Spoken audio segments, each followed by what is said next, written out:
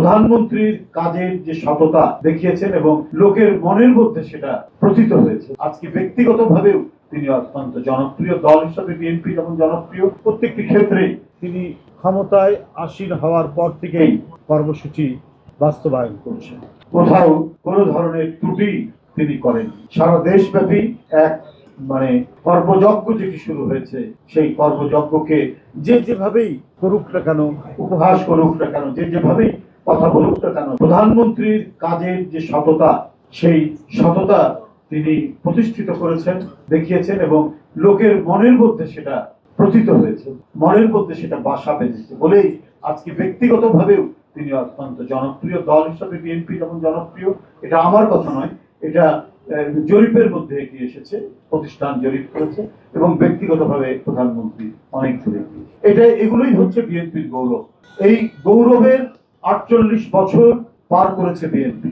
অনেক সংগ্রাম, অনেক সংকট, অনেক শোককে ধারণ করেই বিএনপির পথ চলা।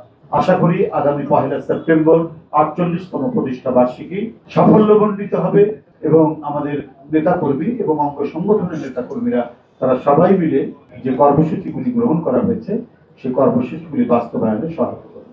আমরা 5 দিন ব্যাপী কর্মসূচি নিয়েছি প্রতিষ্ঠা বার্ষিকী উপলক্ষে এবং সেই কর্মসূচিতে আমরা 1 সেপ্টেম্বর সকাল 9টায়, আপনাদের বলে রাখি, সকাল 9টায় দলের চেয়ারম্যান মাননীয় প্রধানমন্ত্রী তিনি শহীদ রাষ্ট্রপতি জিয়াউর রহমান এবং দেশনেত্রী মরহুমা বেগম খালেদা জিয়ার সমাধিতে মাজারে যাবেন।